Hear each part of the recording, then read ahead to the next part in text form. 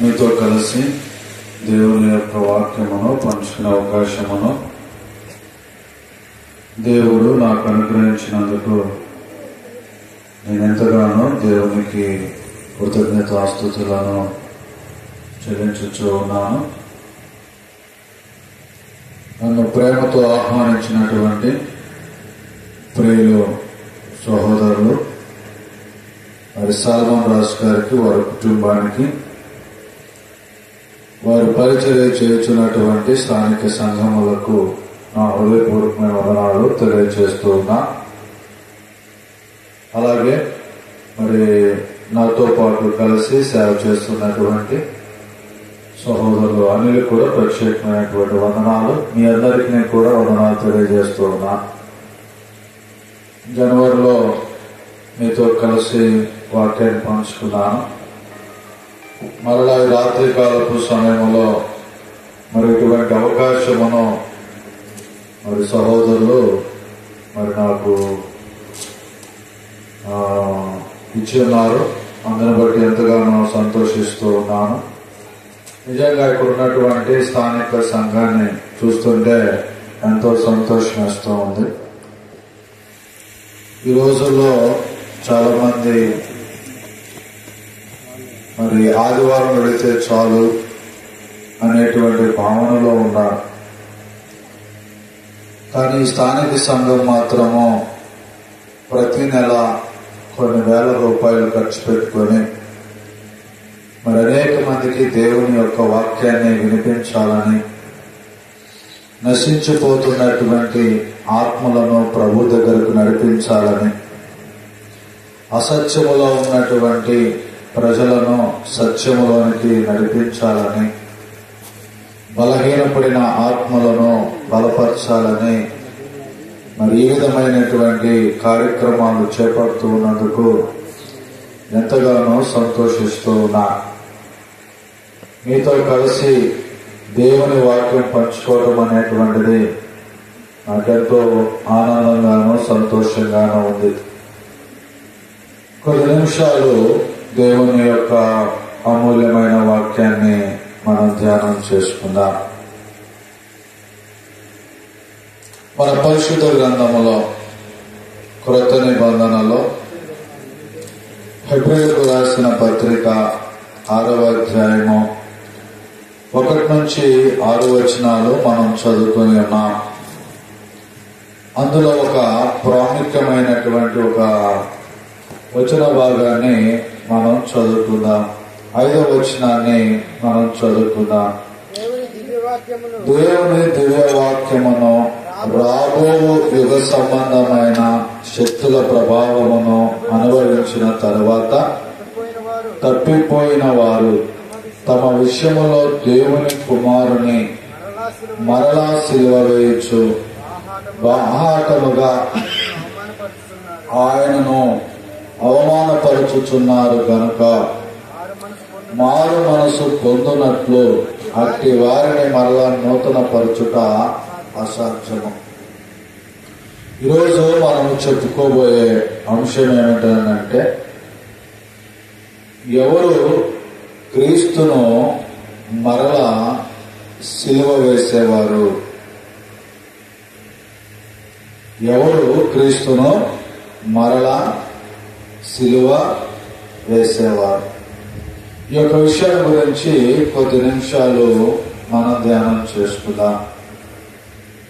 మీరు ఎప్పుడైనా సరే ఒక కుక్క లేదంటే ఒక గేద లేదా ఒక మేక మీ కళ్ళ ముందు ఏదో ఒక పెట్ట కానీ లేకపోతే ఏదైనా సరే మీ కళ్ళ ముందు గిలగిలలాడుకుంటూ అలా చనిపోతూ ఉంటే మీకు ఎలా అనిపిస్తుంది?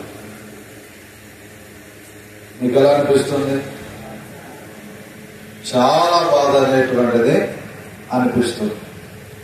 ఒకవేళ ఆ జంతువు క్రూరమైనది అనుకుందాం, అయినా కానీ అలా గిలగిలలాడి కొట్టుకొని చనిపోతుంటే ఏమనిపిస్తుంటుంది? చచ్చిపోతే బాగుంది అనుకుంటారా? చాలా జాలి అనేటువంటిది కలుగుతుంది. మరి ప్రభు అయిన యేసు క్రీస్తు వారిని మొండ కిరీటం పెట్టి, చేతులలో మేకులు కొట్టి, పాదములలో మేకులు కొట్టి, ఆయన శిలువ మీద వేలాడదీసి గొల్గొతా కొండ మీద అక్కడ ఆయన నిలవబెడితే చుట్టూ ఉన్నటువంటి రోమా సైనికులు, అక్కడ ఉన్నటువంటి యోధ పెద్దలు వాళ్ళందరూ కూడా క్రీస్తు ప్రభువుని అవమానపరుస్తూ హేళన చేస్తూ ఉంటూ ఉంటే, వారి మధ్యలో మనం ఉంటే మనకెలా అనిపిస్తుంది? మనకెలా అనిపిస్తుంది? ఒకవేళ మీరే యూదులు అనుకుందా, మీరే ఒకవేళ అక్కడ ఉన్నటువంటి వాళ్ళు యూదులే అనుకుందా, ఆ సమయంలో రోమా సైనికులు సిలువ వేస్తూ ఉంటే క్రీస్తు ప్రభువుని మీరు సహకరిస్తారా, సహకరించరా?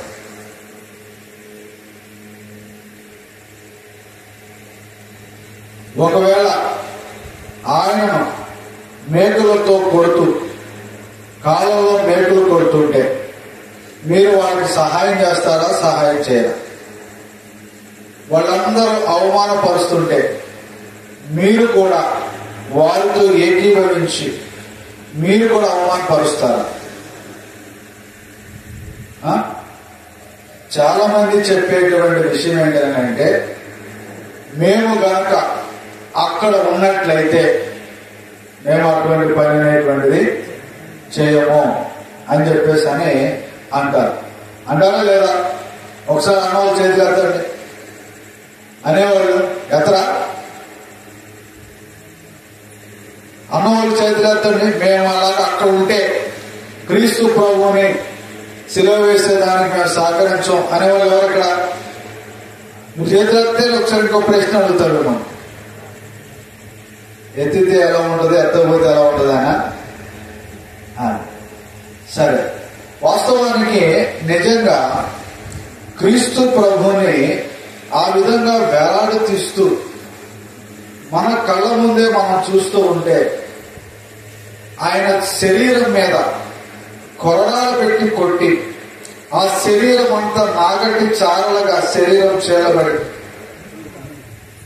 ఆ శరీరములో నుండి ఆ రక్తం ప్రవహిస్తూ ఉంటూ ఉంటే అది చూస్తున్నటువంటి మనకి ఎలా అనిపిస్తుంది?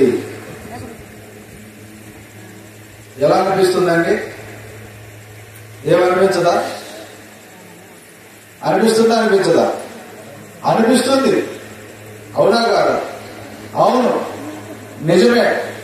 ఒక జంతువు మన కళ్ళ ముందు ఈ విధంగా బాధపడుతూ ఉంటే మనము చూసి జాలిపడేటువంటి మనము క్రీస్తు ప్రభుని ఆ విధంగా శిలువ మీద వేలాడదీస్తూ ఉంటే అసలు మన హృదయం అనేటువంటిది ఎలా చలించిపోతుందో ఒకసారి మనము ఆలోచన అనేటువంటిది చేయవలసిన అవసరత అనేటువంటిది ఉన్నది ప్రియులారా.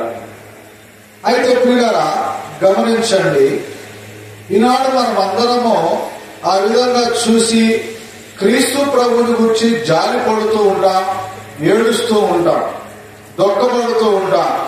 చిన్నప్పుడు కరుణామణి సినిమా వేసేవారు. వేసేవారంటే ఎక్కడ కూడా వేసారా? వేసేవారు. పగల వేయరు, నైట్ పూట వేసేవారు. ఇళ్లలో ఉన్న వాళ్ళందరూ కూడా బయటికి వచ్చి రోడ్డు మీద కూర్చొని ఆ కరుణామణి సినిమా చూసేవారు. చివరి వరకు బాగా చూసేవారు. లాస్ట్ లో మాత్రమో కదిలింది కరుణ రథం అనగానే అందరి కళ్ళల్లో ఏమొస్తే కన్నీరు, అందరూ దుఃఖంతో వెళ్ళిపోతూ ఉంటారు. అంటే ఇప్పుడు క్రీస్తు ప్రభు మీద జాలి పడమని ఆయన కోరుకుంటున్నాడా, లేదా క్రీస్తు ప్రభుని గణపరచాలని ఆయన కోరుకుంటున్నాడా? ఈరోజు మనం అందరం కూడా గుడ్ ఫ్రైడే వస్తే ఆ సినిమా వచ్చినప్పుడు, లేదా టీవీలో సినిమా వచ్చినప్పుడు కానీ, లేదా మన ముందు కూడా సిలువ రథం వెళ్తూ ఉంటుంది. ఆర్సీఎం కానీ, సిఎస్ఐ కానీ, ఇలా కొంతమంది ఏం చేస్తుంటారంటే సిలువ రథాన్ని తీసుకెళ్తారు. తెలుసా మీకు? అది ఊరేగింపు చేస్తారు సిలువ. కొన్ని ప్రాంతాల్లో అయితే ఏం చేసేవారు అంటే మనిషినే పెట్టి సిలువను మోసుకుంటూ తీసుకుని వెళ్ళారు.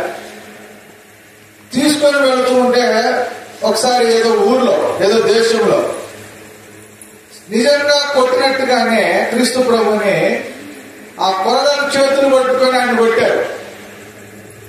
కొట్టగానే ఆ సిలువ కాస్త పక్కన పడేసి ఆయన కొట్టాడు. కొట్టిన అంటే సిలువ రథం తీసుకెళ్తారు కదా, అలా తీసుకెళ్ళినప్పుడు ఇప్పుడు కొద్దిగా యాక్షన్ చేస్తున్నారు కదా, ఇలా మోస్తున్నారని చెప్పేసి అని అలాగే తీసుకొని వెళ్తుంటే వాళ్ళు సరదాగా మామూలుగా అలా అలా ఆడుతామని అనుకున్నారు. నిజంగానే 2-3 పాటలు కొట్టారు. ఆయన 2 దెబ్బలు కొట్టేసరికి ఏమైపోయిందని అంటే మరి మోసేవాడి కోపం వస్తుంది కదా. ఆ క్రీస్తు ప్రభుకైతే ఓర్పు ఉంది, సహనం ఉంది. మరి ఈయనకి ఎక్కడ ఉంటుంది? కాబట్టి ఈయనకు ఓర్పు లేదు. ఆ సిలువ కాస్త పడేసి ఆ మిగతా వాళ్ళిద్దరు కొట్టేశాడు ఆయన. అంటే ఇవన్నీ కూడా మనం చూస్తానికి బాగానే ఉండే, అంటే బాధపడుతూ ఉంటాం. కానీ వాస్తవానికి క్రీస్తు ప్రభు ఆయనను చూసి బాధపడమని ఆయన కోరుకుంటున్నా, ఆయనను ఘనపరచాలని ఆయన కోరుకుంటున్నాడు. ఆయనను అవమానపరచమని ఆయన కోరుకోవటంలా, ఆయనను మహిమపరచమని కోరుకుంటున్నాడు. ఎలా ఆయనను ఘనపరచాలి, ఎలా ఆయనను మహిమపరచాలనంటే మన క్రియల ద్వారా, మన జీవిత విధానము ద్వారా మన క్రీస్తు ప్రభుని ఘనపరచాలి, మహిమపరచాలని కోరుకుంటున్నాడు. కానీ ఈరోజు చాలా మంది క్రైస్తవులు కాని వారి గురించి కాదు నేను మాట్లాడేది. ఈనాడు చాలా మంది క్రైస్తవ జీవితాన్ని ఒక సిల్లీగా తీసుకుంటున్నారు. అది ఒక సీరియస్ గా తీసుకోవటం లేదు. అంటే అది ఎలా తీసుకుంటున్నారంటే అది కేవలం ఒక చులకనగా భావిస్తున్నారు క్రైస్తవ జీవితం అంటే. కానీ క్రైస్తవ జీవితం అనేటువంటిది అది చాలా సీరియస్నెస్ గా తీసుకోవలసినటువంటి అవసరత ప్రతి ఒక్కరికి కూడా ఉన్నది ప్రియులారా. ఎందుకనేటువంటిది మనం గమనించినట్లయితే ఈ హెబ్రీ రచయిత ఈ విషయాన్ని చెప్పే ముందుగానే ఆ హెబ్రీలైనటువంటి క్రైస్తవులకు ఒక విషయాన్ని తెలియజేస్తున్నాడు. హెబ్రీలైనటువంటి క్రైస్తవులకి పత్రిక అనేటువంటిది రాశాడు. హెబ్రీలకు రాసిన పత్రిక. ఆయన ఈ విషయాన్ని చెప్పే ముందే ఆయన ఒక విషయాన్ని తెలియజేశాడు. హెబ్రీలకు రాసిన పత్రిక 2వ అధ్యాయము 1 నుంచి 3 వచనాలు మనం చదువుకుందాం. హెబ్రీలకు రాసిన పత్రిక 2వ అధ్యాయము 1 నుంచి 3 వచనాలు. కావున మనము వినిన సంగతులను విడిచిపెట్టి కొట్టుకొని పోకున్నట్లు వాటి యందు మరి విశేష జాగ్రత్త కలిగి ఉండవలెను. ఎందుకనగా దేవదూతల ద్వారా పలుకబడిన వాక్యము స్థిరపరచబడినందున ప్రతి అతిక్రమమును అవిధేయతయు న్యాయమైన ప్రతిఫలము పొంది ఉండగా ఇంత గొప్ప రక్షణను నీవు నిర్లక్ష్యము చేసిన ఎడలా ఎలాగూ తప్పించుకొందు అని చెప్పేసి అంటున్నాడు. ఇక్కడ అంటున్నాడు, కావున మనము వినిన సంగతులను విడిచిపెట్టి కొట్టుకొని పోకున్నట్లు. అంటే మనం ఏ సంగతులైతే విన్నామో వాటిని మనం ఏం చేయకూడదు, విడిచిపెట్టకూడదు. నిర్లక్ష్యం అనేటువంటిది మనము చేయకూడదు. మనం ఏ సంగతులైతే విన్నామో వాటిని మనము అనుసరించాలి. అక్కడ అన్నాడు, కొట్టుకొని పోకున్నట్లు వాటి యందు మరి విశేష జాగ్రత్త కలిగి ఉండవలెను. అంటే మనం ఏ సంగతులైతే వింటున్నామో ఆ సంగతుల పట్ల మనం ఎలా ఉండాలంటున్నాడు, ఎంతో జాగ్రత్త కలిగి ఉండాలి. మనం అంటూ ఉంటాం కదా, ఇక్కడ ఏదైనా ట్రాన్స్ఫార్మర్ పెట్టారు అనుకోండి, ఏమని రాస్తారు, అపాయం, జాగ్రత్త. అంటే అక్కడికి వచ్చేసరికి మనం ఎలా ఉండాలి, జాగ్రత్తగా ఉండాలి. మనం ఏం ముట్టుకోకూడదు. ఒకవేళ ముట్టుకుంటే కరెంట్ షాక్ కొట్టి చచ్చిపోతాం, అంతే కదా. ఇది ఒక హెచ్చరిక. ఇక్కడ కూడా హెబ్రీ రచయిత హెచ్చరిక చేస్తున్నాడు. ఎవరికేనంటే హెబ్రీలైనటువంటి క్రైస్తవులకు. ఏంటి హెచ్చరిక అంటే, మీరు ఏమైతే వింటున్నారో వాటి విషయం అందు మీరు జాగ్రత్త కలిగి ఉండండి. ఎందుకు జాగ్రత్త కలిగి ఉండాలనంటే అక్కడ ప్రమాదం ఉంది. మీరు వినిన సంగతులను విడిచిపెట్టినట్లయితే, లేదా మీరు వినినటువంటి వాక్యాన్ని గనక మీరు నిర్లక్ష్యం చేసినట్లయితే దానికి ప్రమాదం అనేటువంటిది ఉంది. ఏంటి ఆ ప్రమాదం అని అంటే ఇక్కడ చెప్తున్నాడు. ఇక్కడ 2వ వచనములో, ఎందుకనగా దేవదూతల ద్వారా పలుకబడిన వాక్యము స్థిరపరచబడినందున, అంటే ధర్మశాస్త్రం వలన ఎవరైతే తప్పిపోయారో వారికి దేవుడు ఏం చేశాడు? శిక్ష విధించాడు. ధర్మశాస్త్రం వలననే మరి మీరితే శిక్ష విధించినటువంటి దేవుడు తన కుమారుడైన క్రీస్తు ప్రభు ద్వారా ఇచ్చినటువంటి రక్షణను నిర్లక్ష్యం చేసినట్లయితే దేవుడు విడిచిపెడతాడా అంటే విడిచిపెట్టడు. అదే తెలియజేస్తున్నాడు. కాబట్టి ప్రియులారా, ఈ రాత్రికాలపు సమయంలో మనం గమనించవలసినటువంటి విషయం ఏంటంటే, క్రైస్తవ జీవితం అనేటువంటిది ఒక సిల్లీ కాదు. అంటే ఏదో ఆదివారం వెళ్ళి అక్కడ కూర్చొని దేవుని స్తుతించి దేవుని గణపరిచి మిగతా రోజులన్నిటి కూడా మన ఇష్టానుసారమైనటువంటి జీవితాన్ని జీవించడానికి దేవుడు క్రైస్తవ జీవితాన్ని ఏర్పాటు అనేటువంటిది చేయలేదు. ఇవాళ క్రైస్తవులు ఏమనుకుంటున్నారంటే మన జీవితంలో ఆరాధన అనేటువంటిది ప్రాముఖ్యం అనుకుంటున్నారు. కాబట్టి ఆదివారం ఆరాధనకి వెళ్ళి ఇక మిగతా సమయంలో లేదా మిగతా రోజుల్లో మనిష్టానుసారమైనటువంటి జీవితాన్ని జీవిస్తూ ఉన్నారు. చివరికి ఆదివారం వచ్చేసరికి, అయ్యా ఈ వారం అంతా మేము పాపం చేశాం కాబట్టి మా పాపాన్ని ఏం చేయమంటున్నాడు? క్షమించమని దేవుని కోరుకుంటున్నారు. అంటే ఈ విధమైనటువంటి జీవితము ఇవాళ చాలా మంది జీవిస్తూ ఉన్నారు ప్రియులారా. కానీ క్రైస్తవ జీవితం అనేటువంటిది ఒక ఆదివారం ఆరాధనకు పరిమితం మాత్రమే కాదు, కానీ ప్రతిరోజు కూడా జీవించేటువంటి ఒక జీవితం అనేటువంటి విషయాన్ని మనం గమనించవలసిన అవసరం అనేటువంటిది ఉన్నది ప్రియులారా. అయితే మీరు గమనించండి, ఇవాళ చాలా మంది క్రీస్తు ప్రభుని మరలా సిలువ వేస్తున్నారు ప్రియులారా. ఎవరు వేస్తున్నారు అనేటువంటిది ఒకసారి మనం పరిశీలన చేయవలసిన అవసరం అనేటువంటిది ఉన్నది. ఎవరు వేస్తున్నారనంటే, ఎవరైతే ప్రభువునందు విశ్వాసము కలిగి జీవించారో వారు, ఎవరైతే ప్రభువుని విడిచిపెట్టారో అటువంటి వారు క్రీస్తు ప్రభుని ఏం చేస్తున్నారంటే సిలువ వేసేటువంటి వారుగా ఉన్నారు. ఎవరు వేస్తున్నారు? ఎవరైతే ఒకసారి విశ్వాసం కలిగి మరలా అవిశ్వాసం కలిగి జీవించేటువంటి వాడు, ఒకసారి విధేయత కలిగి మరలా అవిధేయత కలిగి జీవించేటువంటి వాడు ప్రభు అయిన యేసు క్రీస్తు వారిని ఏం చేస్తున్నారంటే మరలా సిలువ వేసేటువంటి వారుగా ఉన్నారు ప్రియులారా.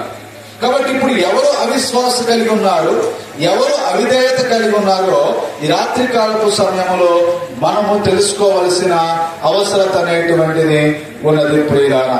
మీరు గమనించినట్లయితే ముందుగా అసలు క్రీస్తు ప్రభుని ఫస్ట్ టైం క్రీస్తు ప్రభుని సిలువ వేయడానికి ఆయన అర్హుడా కాదా అనేటువంటి విషయాన్ని మనం ఒకసారి పరిశీలన అనేటువంటిది చేద్దాం. క్రీస్తు ప్రభు సిలువ వేయబడటానికి ఆయన అర్హుడా కాదు? అర్హుడేనా? క్రీస్తు ప్రభు సిలువ వేయబడటానికి అర్హుడా? ఎవరిని సిలువ వేసేది? ఎలాంటి వారిని సిలువ వేసేది? నేరాలు, ఘోరాలు, మోసాలు, దొంగతనాలు, ఇంకా భయంకరమైనటువంటి నరహత్యలు చేసేటువంటి వ్యక్తులను సిలువ వేశారు. కానీ క్రీస్తు ప్రభు సిలువ వేయడానికి ఆయన అర్హుడనంటే కాదు. కానీ ఎవరు ఆయనను అర్హులని చెప్పేసి అన్నారనంటే మత నాయకులు, యోధ మత నాయకులు ఆయన సిలువ వేయబడుటకు అర్హుడు అని చెప్పారు. ఎవరి ముందు అన్నారు? పిలాతు ముందు అన్నారు. ప్రధాన యాజకులు, శాస్త్రులు, అలాగే పెద్దలందరూ కూడా యేసు ప్రభుని సిలువ వేయము అని గట్టిగా కేకలు వేశారు. అక్కడ సువార్తలు మనం విన్నట్లయితే వారి కేకలే గెలిచినానన్నారు. అప్పుడు ఆ పిలాతు అంటున్నాడు, పొంతు పిలాతు, మీరు సిలువ వేయడానికి అసలు ఈయనేం పాపం చేశాడని అడిగాడు. ఎవరు అడిగారు? రోమా పిలాతు అడిగాడు. మీరు సిలువ వేయమంటున్నారు కదా, అసలు ఈయనేం పాపం చేశాడు అని చెప్పేసి అడిగాడు. మత్తయి సువార్త 27వ అధ్యాయం మనం చదువుకుందాం. మత్తయి సువార్త 27వ అధ్యాయము 22వ వచనం నుండి 24వ వచనం వరకు మనం చదువుకుందాం. మత్తయి సువార్త 27వ అధ్యాయము 22వ వచనం నుండి 24వ వచనం వరకు చదువుకుందాం. నేను చదువుతాను.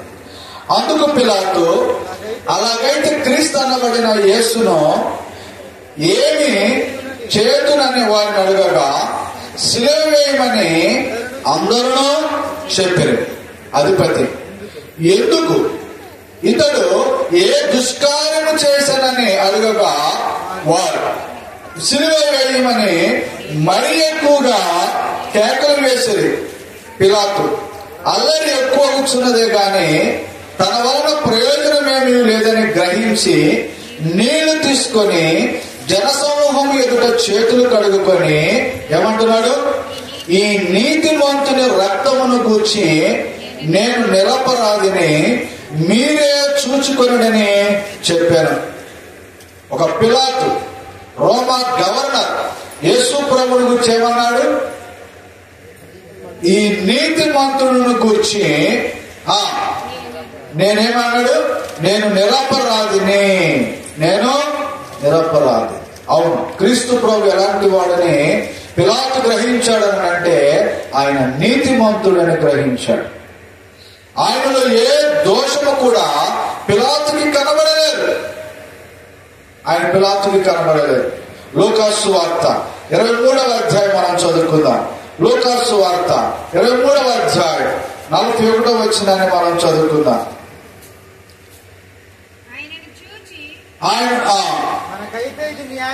మనకైతే అక్కడ ఉన్నటువంటి ఆయనతో పాటు ఉన్నటువంటి దొంగలు, ఆయన పక్కన కుడి వైపున ఒకడు, ఎడమ వైపున ఒకడు. 39వ వచనం చదువుకుందాం. వేలాడ వేయబడిన నేరస్తులలో ఒకడు ఆయనను దూషించుచు, నీవు క్రీస్తువు కదా, నిన్ను నువ్వు రక్షించుకొనుము, మమ్మల్ని కూడా రక్షించుమని చెప్పాను. అయితే రెండో వాడు వారిని గద్దించి, నువ్వు అదే శిక్షా విధిలో ఉన్నావు గనక దేవునికి భయపడవా? మనకైతే ఇది న్యాయమే, మనము చేసిన వాటికి తగిన ఫలము పొందుచున్నాము గాని ఈయన ఏ తప్పిదమును చేయలేదని చెప్పాడు. ఆయనతో పాటు సిలువ వేయబడినటువంటి వారిలో ఒకడేమని చెప్పాడంటే, ఈయనలో ఏ విధమైనటువంటి తప్పిదం అనేటువంటిది లేదు. మనమైతే తప్పిదం చేశాం కాబట్టి మనం సిలువ వేయబడ్డాము, కానీ ఈయన మాత్రం ఏ విధమైన తప్పిదం అనేటువంటిది చేయలేదు. కానీ ఈయన శిక్ష అనేటువంటిది అనుభవిస్తూ ఉన్నాడు. అపోస్తలుడైన పేతురు కూడా ప్రభు అయిన యేసుక్రీస్తు వారిని గురించి మాట్లాడుతున్నాడు. ఆయన 3.5 సంవత్సరములు క్రీస్తు ప్రభుతో పాటు తిరిగాడు. ఆయన క్రీస్తు ప్రభు ఎక్కడికి వెళ్ళినా కానీ పేతురు ఆయనతో పాటే ఉన్నాడు. ఆయన ప్రభు అయిన యేసుక్రీస్తు వారిని గురించి ఏమని సాక్ష్యం ఇస్తున్నాడో మనం ఆలోచన చేయాలి. ఈ రోజు కూడా మీరు చూడండి, మనతో పాటు తిరిగే వాళ్ళు మనలో ఎన్ని లోపాలనే చెప్తారు. చెప్తారు. మనం బయటికి మంచోళ్ళ కనపడతాం, కానీ ఇంట్లో ఉన్నటువంటి భార్యకి భర్తకి ఎలాంటి వాళ్ళు మనకు తెలుస్తుంది. అలాగే మనం ఇంట్లో వాళ్ళకి మంచిగా కనపడతాం, మరి బయటికి వెళ్ళే స్నేహితుడికి మనం ఎలా కనపడతాం? అవునా కదా? అంటే మనతో తిరిగే వాళ్ళకి మనం ఏంటో అనేటువంటిది తెలుసు. అవునా కదా? క్రీస్తు ప్రభుతో పాటు 3.5 సంవత్సరాలు సువార్త పరిచయం చేసినటువంటి అపోస్తుడైనటువంటి పేతురు ఆయన గురించి ఏమన్నా సాక్ష్యం ఇస్తున్నాడు అంటే, అపోస్తుల కార్యములు 10వ అధ్యాయము 38వ వచనాన్ని మనం చదువుకుందాం. అపోస్తుల కార్యములు 10వ అధ్యాయము 38వ వచనాన్ని మనం చదువుకుందాం. అదేమనగా, దేవుడు నజరేయుడైన యేసును పరిశుద్ధాత్మతోనూ శక్తితోనూ అభిషేకించినది. దేవుడు ఆయనకి తోడై ఉండేను కనుక ఆయన మేలు చేయొచ్చు. ఏం చేశాడు? ఆయన జీవించినటువంటి కాలములో ఎవరికి కూడా ఆయన కీడు అనేటువంటిది చేయలేదు. క్రీస్తు ప్రభువారు ఆయన మేలే చేశాడు, కానీ ఎవరికి ఆయన కీడు చేయలేదు. చివరికి ఆయన శత్రువుకి కూడా మేలు చేశాడే కానీ కీడు అనేటువంటిది ఆయన చేయలేదు. క్రీస్తు ప్రభు వారిని పట్టుకుంటానికి వచ్చినప్పుడు బంటు లోతు యొక్క చెవిని పేతురు గారు తెగ నరికాడు. అంతేనా? అలా కోసేశాడు. అప్పుడు క్రీస్తు ప్రభు వారు ఏం చేయాలి? మంచిదేం చెప్పాలి, అంతేనా? కానీ ఆయన ఏం చేశాడు? ఆ చెవులు తీసి మరలా దానికి అంటించాడు. బాగు చేశాడా లేదా? బాగు చేశాడు. శిలువ మీద ఉన్నప్పుడు, క్రీస్తు ప్రభు శిలువ మీద ఉన్నప్పుడు ఈయన చచ్చిపోయాడా లేదా అని చెప్పేసి అని బల్లెపుతోటి ప్రక్కలో పొడిస్తే ఆయన రక్తం వచ్చి ఆయన కళ్ళల్లో, రోమా కళ్ళలో పడినప్పుడు ఆయనకి దృష్టి అనేటువంటిది కలిగినదని చెప్తూ ఉంటారు. నిజంగా క్రీస్తు ప్రభు వారు ఆయన శత్రువులకి కూడా మేలు చేశాడే కానీ కీడనేటువంటిది చేయలేదు. కానీ ఆ కాలంలో ఉన్నటువంటి ప్రజలందరూ కూడా ఏం చేశారనంటే క్రీస్తు ప్రభుని సిలువ వేశారు. ఏం చేశారు? సిలువ వేశారు. ఆయన సిలువ వేయబడటానికి ఏ కారణం అనేటువంటిది లేదు. ఆయనలో ఏ దోషము లేదు, ఆయనలో ఏ కపటం అనేటువంటిది లేదు. కానీ ఆయన ఏం చేశారనంటే సిలువ వేసినటువంటి వారుగా మనం చూస్తూ ఉన్నాం ప్రియులారా. అయితే ఈనాడు ఎంతమంది క్రీస్తు ప్రభుని మరల సిలువ వేసేటువంటి వారుగా ఉన్నారు? ఈనాడు ఆయన సిలువ వేయబడటానికి అర్హుడా? ఈనాడు, ఆనాడు కాలేదు, మరి ఈనాడు? ఆనాడు ఆయన అర్హుడు కాకపోయినా ఆయన ఏం చేశారు? సిలువ వేశారు. మరి ఈనాడు ప్రజలు మరి ఆయన సిలువ వేయడానికి అర్హుడా అంటే ఈనాడు కూడా కాదు. ఆనాడు ఆ ప్రజల్లో ఉన్నటువంటి వారందరికీ ఆయన మేలు చేశాడు. మరి ఈనాడు ఉన్నటువంటి ప్రజలకు ఆయన ఏం చేశాడు? ఆయన ఏమైనా కీడు చేశాడా? ఆయన ఏమైనా మనల్ని బాధ పెట్టాడా? ఆయన ఏమన్నా మనల్ని హింస పెట్టాడా? మరి ఈనాడు ఎవరు ఆయనను సిలువ వేసేటువంటి వారుగా ఉన్నారో మనం ఆలోచన అనేటువంటిది చేయవలసిన అవసరం అనేటువంటిది ఉన్నది ప్రియులారా. నిజంగా మీరు గమనించినట్లయితే ఈనాడు క్రీస్తు ప్రభు వారిని ఎవరు సిలువ వేస్తున్నారు, ఎవరు సిలువ వేసేటువంటి వారై ఉన్నారు అనేటువంటిది ఒకసారి మనం ఆలోచన అనేటువంటిది చేయవలసిన అవసరం అనేటువంటిది ఉన్నది ప్రియులారా. ఎవరు వేస్తున్నారని అంటే ఆనాడు ప్రజలు తెలియక వేశారు, కానీ ఈరోజు ప్రజలు తెలిసేస్తున్నారు, తెలియకేస్తున్నారు. అది మనం అర్థం చేసుకోవాలి. క్రీస్తు ప్రభు వారు ఆ కాలంలో సిలువ వేసేటప్పుడు ఒక మాట అన్నాడు, తండ్రి వీరేమి చేయుచున్నారో వీరెరుగరు కనుక వీరిని క్షమించుము అని చెప్పేసి అని క్రీస్తు ప్రభు వారు వారిని వేడుకున్నాడు, తండ్రిని వేడుకున్నాడు. ఎందుకంటే వాళ్ళు తెలియక క్రీస్తు ప్రభుని ఏం చేశారనంటే సిలువ వేశారు. మరి ఈరోజు ఎవరు వేస్తున్నారు అని అంటే ఈరోజు ఎవరైతే ప్రభువుని నమ్ముకొని ఆయనను విడిచిపెడుతున్నారో వాళ్ళు ఆయన ఏం చేస్తున్నారంటే క్రీస్తుని మరలా సిలువ వేస్తున్నారు, ఆయనను అవమానపరిచేటువంటి వారుగా ఉన్నారు. ఇది చాలా మంది గ్రహించలేనటువంటి వారుగా ఉంటున్నారు ప్రియులారా. క్రీస్తు ప్రభుని మనం ఏం చేస్తున్నాం అనేటువంటిది తెలియనటువంటి స్థితిలో ఉన్నారు. మనం అంటూ ఉంటాం పిల్లలతో, అరే నువ్వేం చేస్తున్నావు నీకు అర్థమవుతుందా, నువ్వేం చేస్తున్నావు అర్థమవుతుందా అని అంటూ ఉంటాం. నువ్వు అలాంటివి చేస్తే నీకు అది ప్రమాదం అని చెప్పేసి అంటూ ఉంటాం. అవునా? ఎందుకని? పిల్లలకు వాళ్ళు చేసేటువంటిది తెలియదు. అవును, ఇవాళ చాలా మంది క్రైస్తవ జీవితంలో వాళ్ళు చేసేటువంటిది తెలుసుకోలేనటువంటి పరిస్థితుల్లో ఇవాళ చాలా మంది ఉంటూ ఉన్నారు ప్రియులారా. మీరు గమనించినట్లయితే హెబ్రీ రచయిత హెబ్రీలో ఉన్నటువంటి క్రైస్తవులకు అని చెప్తున్నటువంటి మాట ఇదే, ఒకసారి వెలిగింపబడి మరలా తప్పిపోతే వారు క్రీస్తుని మరలా ఏం చేసినట్టంట? సిలువ వేసినట్లు, ఆయనను బాహాటముగా అవమానపరిచినట్లు అని చెప్పేసి అంటూ ఉన్నారు ప్రియులారా. ఎందుకని అంటున్నాడని అంటే హెబ్రీలైనటువంటి క్రైస్తవులు ప్రభువునందు విశ్వాసం ఉంచిన తర్వాత వాళ్ళు చాలా ఆత్మీయంగా అభివృద్ధి చెందారు. కొంతకాలమైన తర్వాత ఏం జరిగిందని అంటే, వాళ్ళకి ఎదురైనటువంటి కష్టాలను బట్టి, వాళ్ళకి ఎదురైనటువంటి ఇబ్బందులను బట్టి, వాళ్ళకి ఎదురైనటువంటి శోధనలను బట్టి క్రీస్తుని విడిచిపెట్టాలి అనేటువంటి ఆలోచన అనేటువంటిది చేశారు. ఎవరు విడిచిపెట్టాలని? క్రీస్తుని విడిచిపెట్టాలి అనేటువంటి ఆలోచన అనేటువంటిది చేశారు. ఇవాళ మీరు కొంతమంది చూడండి, మేము ప్రభువు నమ్ముకోక ముందు మా జీవితాలు బాగుండేవి, ప్రభువు నమ్ముకున్న తర్వాతే మాకు ఇక్కడ క్రీస్తుని నువ్వేం చేస్తున్నావు? మరలా సిలువ వేస్తున్నాం, మరలా సిలువ వేస్తున్నాం. కాబట్టి ప్రియులారా ఆలోచించండి, క్రైస్తవ జీవితంలో ఒక్కసారి బాప్టిజం పొంది మరలా నువ్వు అవిశ్వాసిగా జీవించినట్లయితే నువ్వు క్రీస్తుని మరలా ఏం చేయించినట్లు? క్రీస్తు ప్రభువుని సిలువ వేయించున్నట్లు ప్రియులారా. అందుకనే మనం అవిశ్వాసిగా ఉండకూడదు అనేటువంటి విషయాన్ని గమనించాలి. రెండో వ్యక్తి, నిజంగా ఎవరు క్రీస్తు ప్రభుని మరలా సిలువ వేసేదని అంటే, ఒకసారి పాప క్షమాపణతో బాప్టిజం పొంది మరలా ఎవరైతే పాపం చేస్తూ ఉన్నారో వారు క్రీస్తు ప్రభుని మరలా సిలువ వేసేటువంటి వారు.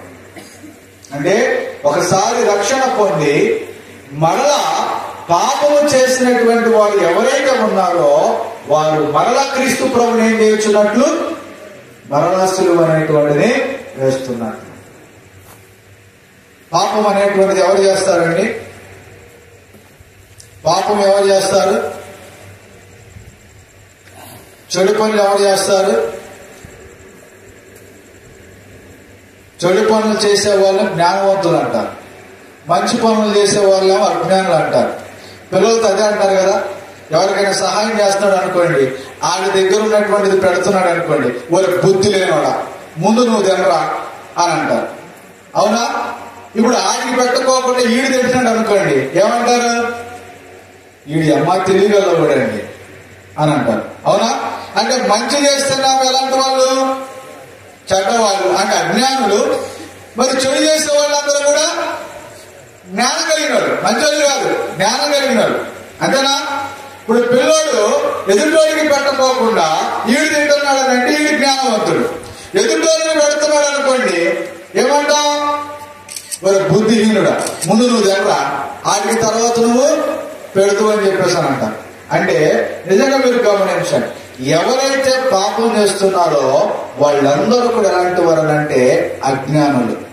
ఎవరు? అజ్ఞానులు. ఒకసారి ఒక వాక్య భాగం చదువుకుందాం. పేతురు రాసిన మొదటి పత్రిక, పేతురు రాసిన మొదటి పత్రిక 1వ అధ్యాయం 14వ వచనాన్ని మనం చదువుకుందాం. నేను పరిశుద్ధుడనై ఉన్నాను గనక మీరును పరిశుద్ధులై ఉండుడని వ్రాయబడి ఉన్నది. కాగా మీరు విధేయులకు పిల్లలై మీ పూర్వపు అజ్ఞాన దశలో చూసారా, మీ పూర్వపు అజ్ఞాన దశలో మీకుండిన ఆశలను అనుసరించి ప్రవర్తింపక. అంటే పూర్వం మీరందరూ పాపం చేశారు. దేనిని బట్టి పాపం చేశారు? అజ్ఞానం. జ్ఞానం లేదు మీకు, అందుకని మీరేం చేశారు? పాపం చేశారు. ఏంటంటే అజ్ఞానం ఏంటంటే పాపం వలన వచ్చే ప్రతిఫలము ఇవాళ చాలా మందికి తెలియటం లేదు. పాపం వలన వచ్చే ప్రతిఫలము చాలా మందికి తెలియటం లేదు. ఒక ఆయన 2 పెళ్లిళ్ళు చేసుకున్నాడు. ఒక అమ్మాయిని ప్రేమించి పెళ్లి చేసుకున్నాడు. మరలా ఇంకొకసారి ఏం చేశాడు? ఇంకొక అమ్మాయిని కూడా ప్రేమించి పెళ్లి చేసుకున్నాడు. ఇప్పుడు అది తప్ప కరెక్టా?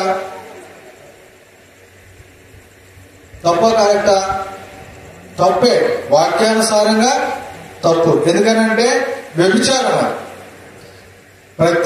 ప్రతి పురుషుడికి సొంత స్త్రీ ఉండాలి, ప్రతి స్త్రీకి సొంత భర్త ఉండాలి. ఇప్పుడు ఇద్దరు ఉంటే అది వ్యభిచారం అవుతుంది. అవునా కాదా? ఆయన చెప్పాడు ఒకసారి నాతోటి, నా జీవితం అంతా నేను నాశనం చేసుకున్నానన్నా. నా జీవితం అంతా నేను నాశనం చేసుకున్నాను అన్నాడు. ఎందుకన్నాడు ఆ మాట అంటే ఇద్దరిని మెయింటైన్ చేయలేకపోతున్నాడు. ఇప్పుడు క్రీస్తు ప్రభు ఏమన్నాడనంటే భర్త శిరస్సు, భార్య శరీరం. ఇప్పుడు ఇంకో స్త్రీని పెట్టుకుంటే ఏమవుతుంది? ఇంకో